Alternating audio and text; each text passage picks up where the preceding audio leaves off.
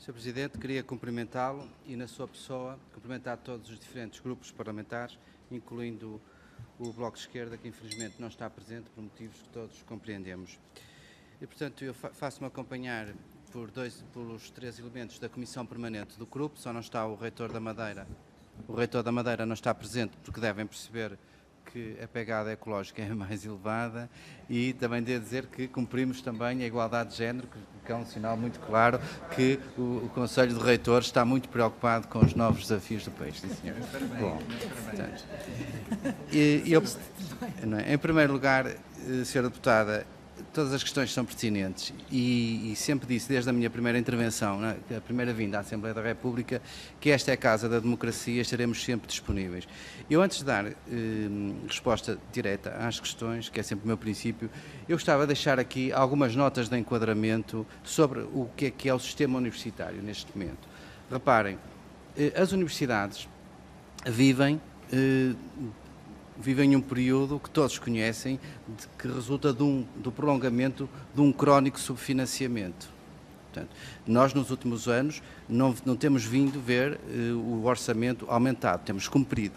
Segundo, todos nós percebemos que o bloqueio das valorizações remuneratórias de milhares de docentes é uma enorme expectativa, e se olharmos à média etária dos docentes, que está acima da minha idade, portanto, como devem dizer, de cada vez estamos mais novos, quanto mais se adianta o período da reforma, percebam que a situação é complicada.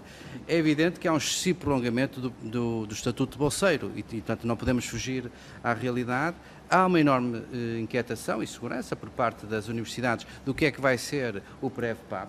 É um processo que ainda vai, o caminho ainda vai longo, há instituições que já terminaram, outras ainda não iniciaram, e se associarmos a estas questões as enormes expectativas que foram criadas para o país, para toda a administração pública, no qual a matéria do ensino superior, e a Sra. Deputada sabe tão bem como nós, atendendo às funções que já desempenhou, existem enormes expectativas por parte dos docentes, dos investigadores e dos trabalhadores. Por outro lado, não podemos aqui fugir que há uma crescente presença nas universidades, nas instituições de ensino superior, de algumas agendas sindicais, político-partidárias, que nós temos de tentar ser sempre isentos e pensar no futuro do país. Face a este histórico, é preciso perceber que há um quadro regulamentar extremamente burocrático que tem condicionado fortemente a atuação das reitorias. E esta é uma situação muito delicada. Vejamos então concretamente este assunto em concreto.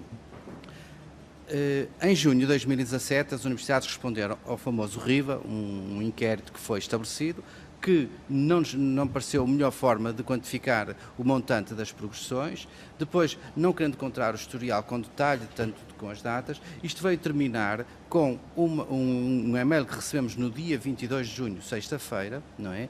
Por parte da IGF, em que estava em anexo um despacho do Sr. Secretário de Estado do Orçamento com o montante a cada instituição. Cada instituição recebeu o montante para as progressões. Qual tem sido a estratégia dos reitores? Numa primeira fase, pagar de imediato aos funcionários não docentes, por dois motivos. Primeiro, porque eles são avaliados pelo CIADAP, que é um mecanismo de avaliação que já está, é uma rotina dentro das instituições e é comum e, portanto, não oferece qualquer dúvida. E outra questão à qual eu sou muito sensível, estamos a falar dos trabalhadores com menores remunerações, e acho que estes também devem ter um olhar e não iríamos estar. O que é que as universidades fizeram? Foram às suas parcas receitas próprias e vamos avançar com esta questão. Houve várias tentativas de esclarecer, de interpretar como fazer o pagamento dos docentes, e nesse despacho que foi enviado não existia propriamente a justificação com que é que tinha sido a justificação. Qual é a situação atual? Há instituições que já pagaram aos docentes, há instituições que vão pagar este mês, e há instituições que irão pagar, mas neste momento, do montante que foi atribuído pelo Sr. Secretário de Estado do Orçamento, a informação que tenho, há instituições que já receberam, outras estarão por horas a receber, portanto, poderão cumprir já essas valorizações. Qual é o nosso entendimento? Se existem casos, e que eu não ouvia a opinião do Sr. Ministro sobre esta matéria, se existem casos em que efetivamente a dotação não corresponde à realidade das instituições, eu acho que é o entendimento quer do Governo, quer do Conselho de Reitores, que esses casos sejam analisados per si e que se corrija, ou seja, é fundamental manter o contrato do Governo com as universidades assinado em Guimarães em 2016. Há aqui algumas questões que eu poderia falar aqui de forma detalhada e que nós temos neste momento um conjunto de incógnitas e de situações que têm a ver, poderíamos falar mais detalhadamente, têm a ver com o seguinte. Primeiro, na questão dos investigadores, há um reconhecimento que há uma situação débil da relação de trabalhos, é preciso aqui. Sr. Deputado, eu vou-lhe responder à questão que gosto é muito de enquadrar e não vou cumprir, mas eu não vou cumprir o princípio que os professores universitários transformam, que complicam aquilo que é simples. Não, eu gosto de falar de forma clara. Portanto, as universidades, neste momento, os reitores não podem ser o alvo mais fácil deste processo, porque sabe muito bem que neste momento as universidades, Sr. Deputado, as universidades nunca contribuíram para o déficit. As universidades continuam, perante o subfinanciamento crónico, a formar melhores quadros, reconhecidos em toda a Europa. Estamos sempre permanentemente a ser auditadas, seja pelo Tribunal de Contas, seja pelas inspeções gerais. Portanto, há um clima de transparência que nós mantemos e que queremos manter, e é nosso princípio manter o contrato de governo e resolver caso a caso. Portanto, é evidente que muitas das vezes, em algumas situações, é mais fácil criticar o alvo mais fácil, que são os reitores. E eu acho que estamos a fugir à questão central do ensino superior em Portugal, que é a razão de existência das universidades, que é o futuro do país. Nós temos que manter a sustentabilidade das instituições, por isso é que muitas das vezes colocamos aqui algumas interrogações e muitas incógnitas, e o futuro passa por formar mais estudantes. Eu penso que o grande problema do país está em formar mais estudantes, cumprir as metas europeias, ver questões tão importantes que passam sempre ao lado do debate público, como a ação social, perante o novo quadro comunitário, e diria mesmo a questão do alojamento, que é um problema, já não é um problema propriamente somente de Lisboa e do Porto, é um problema também de todas as instituições. Por isso, eu estou convicto, e perante aquilo que acabou de dizer que o Sr. Ministro, que garante que no caso das instituições em que a dotação que não é suficiente, eu também me saio deste debate mais tranquilo que se possa chegar a esse entendimento no caso dessas instituições. Por isso, eu passaria a palavra aos meus colegas, mas gostaria, uma vez que já estou muito adiantado na hora, mas devo dizer que também sairei aqui deste debate mais tranquilo relativamente às valorizações. Passaria, então... Eu passaria, a senhora deputada, senhor deputado, peço desculpa, a senhora reitora Ana Costa Freitas terá 2 minutos e meio, mais ou menos, para... Não, eu vou só responder às perguntas.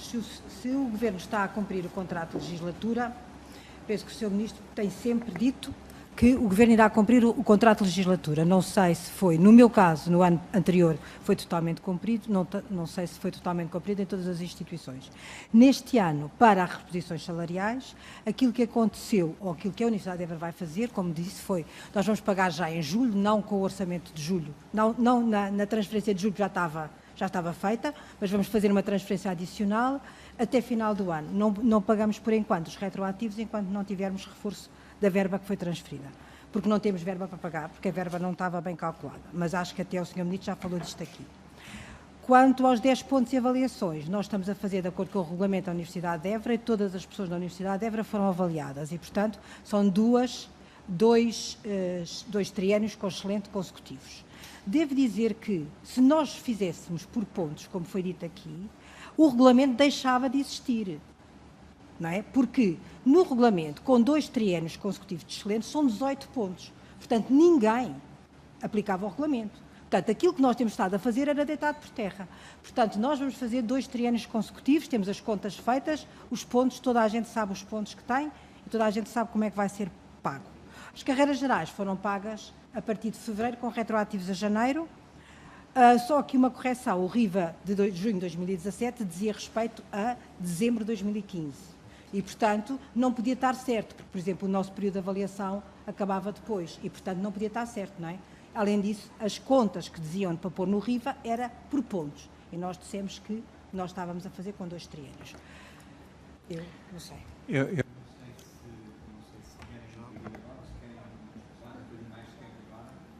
Podem usar um pouco mais de tempo agora e depois terem mesmo tempo no futuro. Eu passaria ao Sr. Reitor da Universidade Nova de Lisboa, Sr. Reitor João Sá. Eu agradecia que falasse no microfone. Talvez passar-lhe o microfone. Eu consigo altear a voz, se não o microfone não chegar cá. Não, mas tem que ficar gravado. Portanto, que seja entendido da melhor maneira, não é? Pronto, ok. Já está, muito obrigado. Pronto. E, portanto, eu queria dizer o seguinte, quanto à importância deste ponto, eu estou naturalmente de acordo com o Presidente do Grupo, que não é o único ponto importante e que há pontos extraordinariamente estruturantes do sistema de ensino superior para o país, que são muito importantes e que não devem ficar fora da agenda, não é? Quanto concretamente a este ponto, eu acho que este é um ponto muito importante também. É um ponto muito importante também porque tem a ver com os nossos recursos humanos, não é? E as universidades vivem sobretudo dos recursos humanos que têm. E todos os reitores estão conscientes disso. Quando eu tomei posse, eu falei disto, do que eu chamei os descongelamentos, na minha tomada de posse. Depois disso, mais 6 reitores tomaram posse. Eu só pude estar presente em 4. Todos os reitores falaram sobre isto. Portanto, os reitores estão absolutamente conscientes disto. Não tenho qualquer dúvida sobre isso. Sobre a importância do ponto. Quanto a saber se o Ministro, e por via dele o Governo, está a cumprir connosco o contrato de legislatura, eu não tenho nenhuma razão para supor que ele não está a fazer tudo o que é possível para cumprir o contrato de legislatura. Então há entraves, eu não tenho a sensação que haja entraves, há questões técnicas que foram difíceis de apurar. Não foram difíceis de apurar no que diz respeito aos não docentes. Tanto que não foram difíceis de apurar, que todos nós estamos a pagar aos não docentes a partir de janeiro.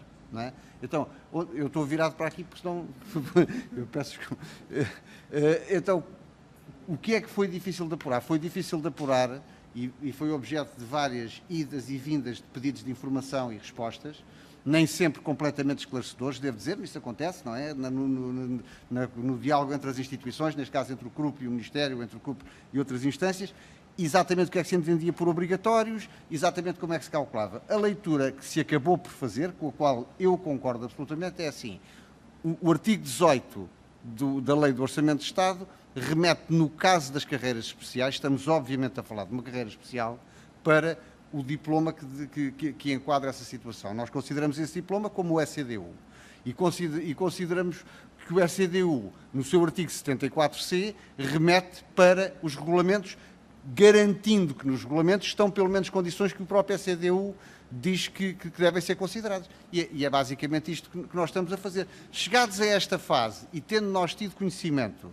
no dia 22 de 6, como já foi referido, digamos assim, do reforço orçamental para este efeito, vamos começar a fazer os pagamentos. Portanto, há universidades que já estão a pagar, outros que vão começar a pagar. No caso concreto da Universidade Nova de Lisboa, eu não estou aqui só particularmente nessa situação, mas vou dizer que nós vamos começar a pagar a partir de agosto, e é basicamente isto que se está a passar. Se há alguns desajustamentos entre a maneira como tínhamos feito o cálculo e o reforço, há.